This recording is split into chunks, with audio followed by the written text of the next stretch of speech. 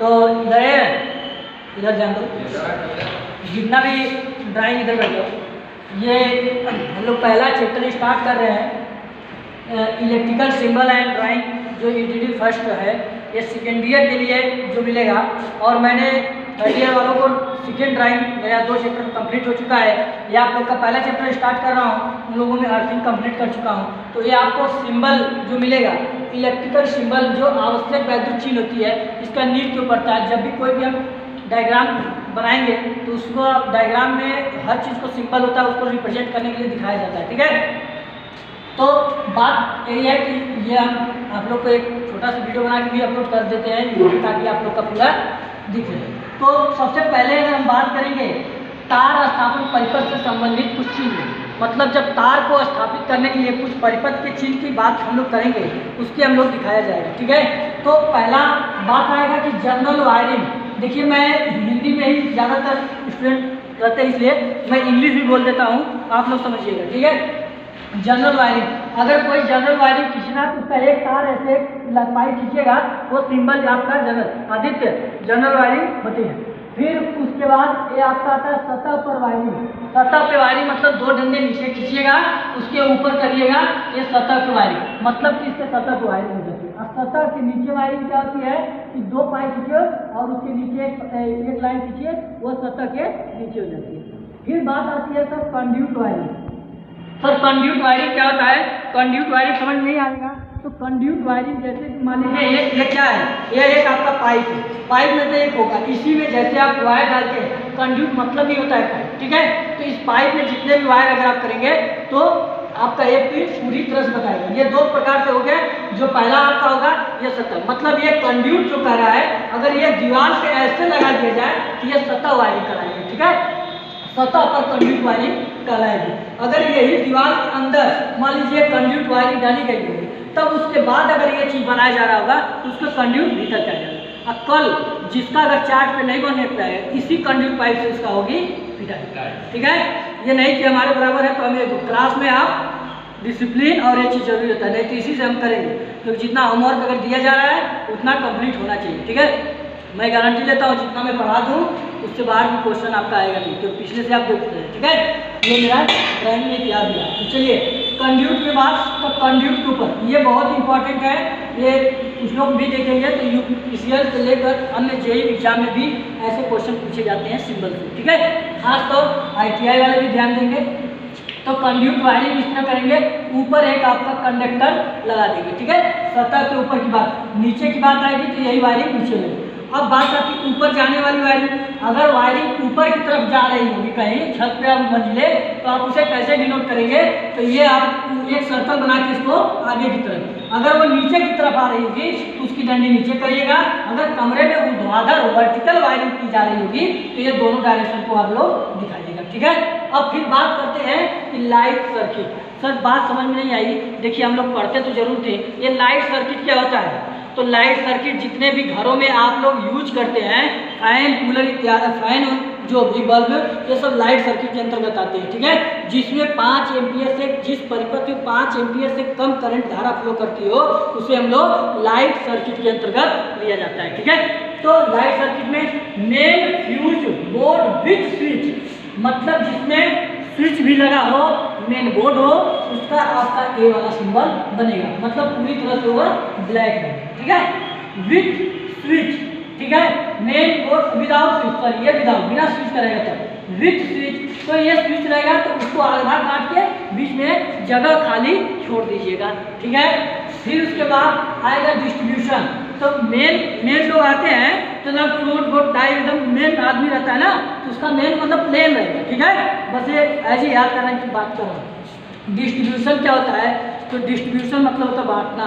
अगर आप ये उससे लाइन को डिस्ट्रीब्यूट किया जा रहा होगा तो इसकी जो कि लाइनिंग इस तरीके से आप इसको काटेंगे तो वो आपका डिस्ट्रीब्यूशन में आएगा। ठीक है, समझाया शांत जी, कल आओगे ना, कंफर्म है? हाँ, कल आना। फिर चार्ट देखेंगे, हाँ ठीक। तो अब ये अगर बात विथ स्विच की बात करेंगे तो नहीं, तो ये विथ स्विच करेगा तो यहाँ बताए हो तो फिर आना जरूरी है। अब बात आएगी पावर सर्किट बोर्ड। एक पावर सर्किट बोर्ड।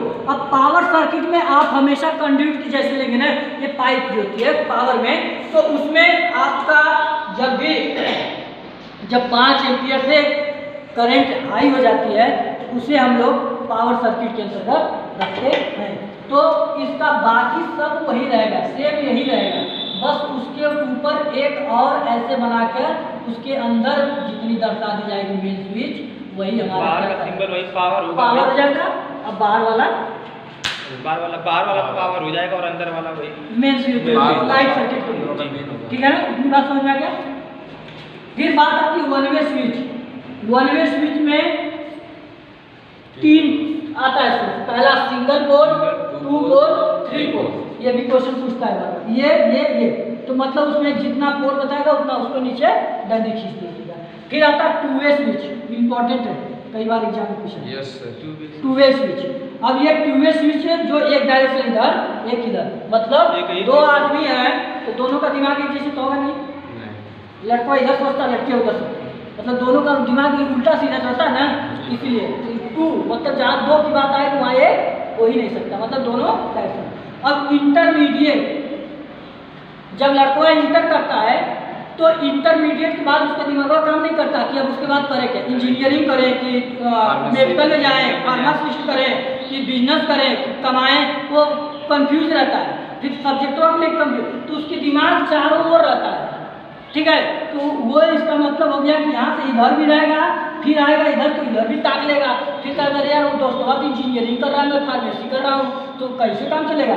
फिर ये करे अरे इधर तो जाएगा तो कहे तो कमा रहा है, फिर ये करे तो तैयारी कर रहा है सस्ती का, तो मतलब ये चारों अपना इंटरमीडिएट कर दे, मतलब इंटर मतलब होता है मध्य मतलब बीच, वह एक ऐसा फेज होता है कि अब हर लड़के का डिसीजन लेना अपना बहुत बड़ा टफ हो जाता है। तो अपने भाई बहन और अपने दोस्त यार जो उसके कामयाब लोग उनसे जाके मिलते हैं, हमारा लड़का आजकल इंटर में पास होगा बा क्या करें हमें समझा नहीं आता, तो ऐसे लोग बतियाते हैं गाँव में, तो वो आप कराने के बाद।